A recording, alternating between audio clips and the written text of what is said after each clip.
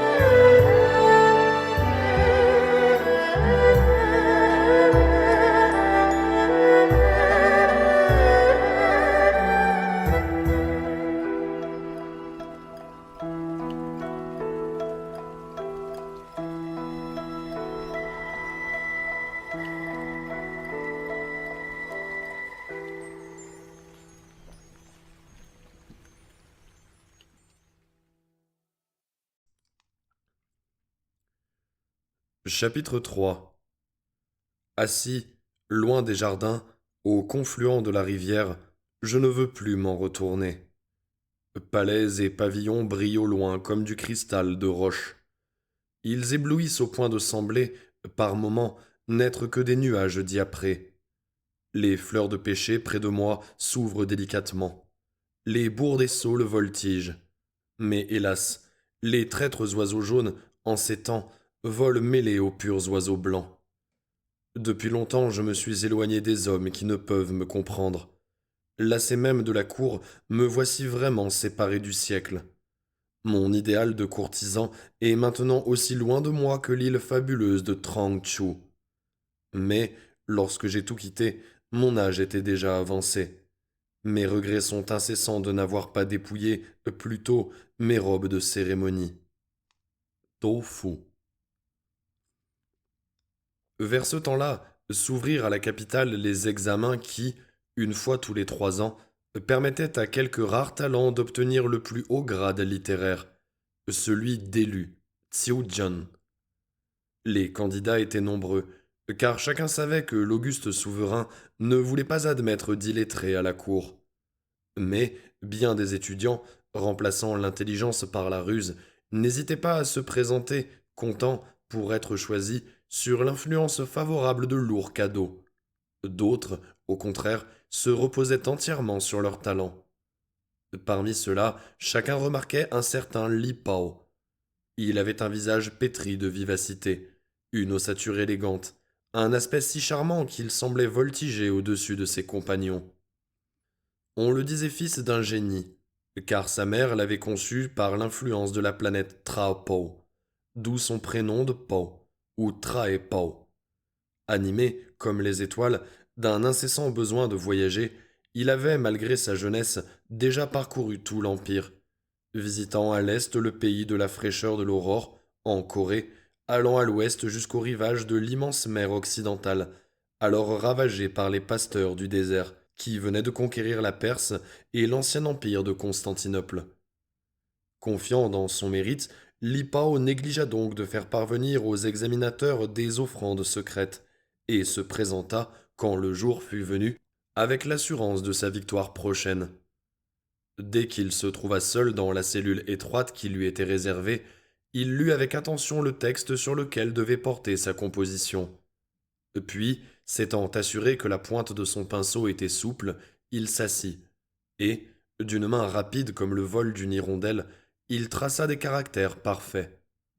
En un instant, il eut fini et, s'avançant le long de l'allée centrale jusqu'à la grande table rouge où siégeaient les juges, il déposa sa composition et se tint debout, attendant le verdict. Le premier examinateur se nommait Yang Kuo-chang. Frère de la nouvelle impératrice, la rosée de la faveur souveraine l'avait élevé en quelques jours au rang le plus haut. Il regarde le nom du candidat, cherche dans sa mémoire et ne peut se rappeler aucun cadeau, même minime, fait par l'audacieux jeune homme. Alors, sans même lire le texte, il efface quelques mots à droite, corrige une phrase à gauche, en grommelant. Cet ignorant n'est bon qu'à broyer mon encre. Puis, il passe la feuille à son voisin Cao Li-che, le premier des gardiens du palais, à qui la faveur de l'impératrice avait valu le titre de maréchal. Celui-ci lit le nom. Aucun présent ne lui avait été offert. Alors, il fait à son tour sans correction, disant tout haut. Il ne serait même pas digne de tirer mes bas, qu'on le chasse honteusement de cette enceinte. Le troisième juge était le célèbre Rao Che-chang, qui, grâce à ses connaissances rares, était devenu l'un des cèdres de la forêt des pinceaux, cette assemblée glorieuse ouverte seulement aux plus illustres lettrés. Il prend la composition de Li Pao et la parcourt des yeux, admirant sans réserve l'élégance et la hauteur de ses pensées, la grâce inimitable du coup de pinceau, et la gradation parfaite des idées depuis l'exorde jusqu'à la conclusion. Mais il ne peut susciter un scandale, et garde le silence, glissant dans sa manche le texte raturé afin d'en faire goûter le charme à ses amis. Cependant, Li Pao, chassé de l'enceinte des examens, pense étouffer de colère. Il tente de noyer sa fureur dans le vin, et promène son indignation dans tous les pavillons de liqueurs de la capitale. Dans son ivresse, il perd toute prudence, et vocifère 1000 épigrammes sanglants sur ses ennemis. Les auditeurs rient à pleine gorge, d'autant plus que le peuple murmure déjà des exactions commises par les ministres de la droite et par le maréchal des poules, ainsi que l'on appelait Cao Li-che. En peu de temps, la célébrité du poète buveur devint immense. Chapitre 4. Vivre dans le siècle, c'est rêver un long rêve. Pendant que l'on s'agite confusément, notre vie s'épuise et prend fin. Voilà pourquoi, jusqu'au déclin du jour, je me suis grisé. Puis, glissant peu à peu, je me suis endormi au pied des colonnes de la façade. Un bruit devant la salle m'a réveillé. Des oiseaux chantent parmi les fleurs. Je me demande surpris, mais dans quelle saison sommes-nous donc? Seule, la brise printanière me répond par la voix des loriots. Dans mon attendrissement, je vais peut-être soupirer, mais en hâte, je me penche de nouveau vers le vin, et je chante à pleine voix un hymne à la lune brillante. Quand mon chant s'achèvera, j'aurai de nouveau perdu conscience de moi-même. Li Pao. Cependant, le jour et la nuit se succèdent comme la navette du tisserand. Le soleil, un matin, illumine la foule diaprée des ministres réunis dans la salle d'audience pour la réception d'ambassadeurs venus de l'Occident lointain. Les étrangers, coiffés de hauts bonnets de fourrure blanche, vêtus de longs manteaux brodés d'or, s'agenouillent et, frappant le sol de leur front, présentent dans une étoffe brodée de perles les lettres de leur roi, pendant que les gens de leur suite déposent au pied du trône les présents dont ils étaient chargés. Cependant, ni autour du grand cérémoniaire, ni dans le groupe de la forêt des pinceaux, personne ne s'avance pour traduire les paroles des ambassadeurs et pour donner lecture de la lettre du roi. Le silence se prolonge. Les courtisans se regardent atterrés. Le Fils du ciel, enfin, ne peut contenir son mécontentement. Le grondement de tonnerre de sa voix de dragon fait trembler l'assistance. Ô vous, fonctionnaires de la cour, n'avez-vous pas honte? Comment se fait-il qu'un État sur nos frontières puisse nous faire parvenir un message sans que personne parmi vous n'ait songé à convoquer un lettré connaissant la langue et les usages du pays? Si, dans 3 jours, personne n'a déchiffré cette lettre, tous les appointements seront suspendus. Dans 6 jours, tous les fonctionnaires seront révoqués. Dans 9 jours, tous les ministres seront mis à mort.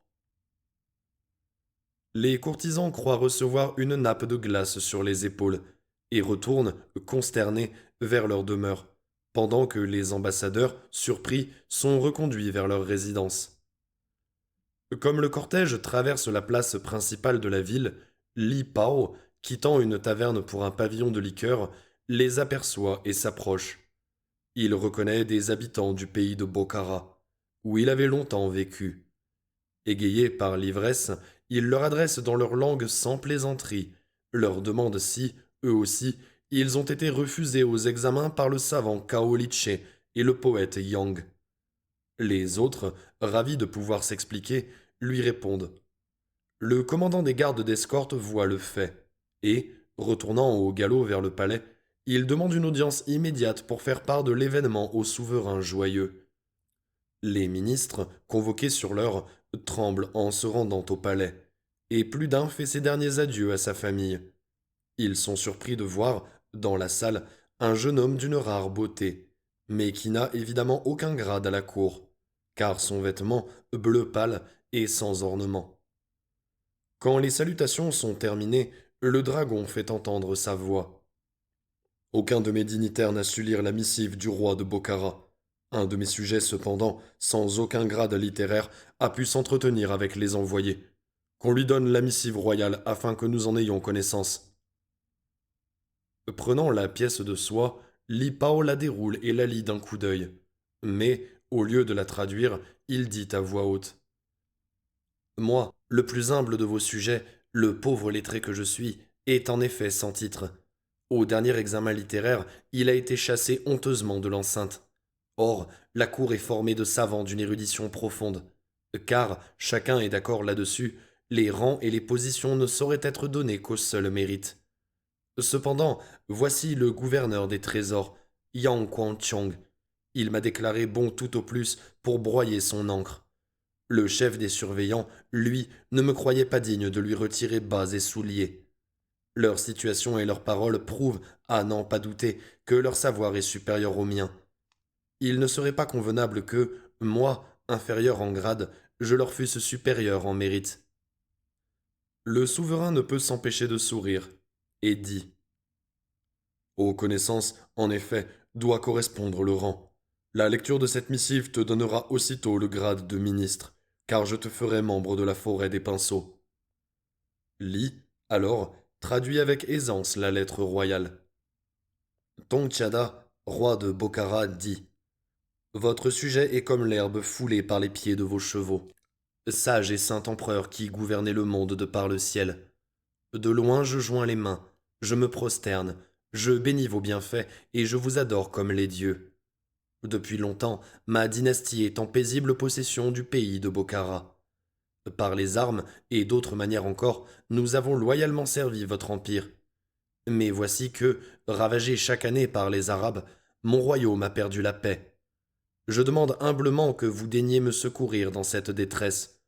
Je prie qu'un édit émanant de vous ordonne aux Turgaches et aux Ouïghours de venir à mon aide. Avec l'appui de leur cavalerie, j'écraserai les Arabes. Je vous demande humblement d'exaucer ma prière. En attendant, je vous envoie 2 mulets de Perse, un tapis de Syrie et 30 livres de parfums. La reine envoie 2 tapis à l'impératrice. Si je vous suis agréable, je vous prie de m'envoyer une selle, un harnais, des armes, et, pour la reine, des robes et des phares.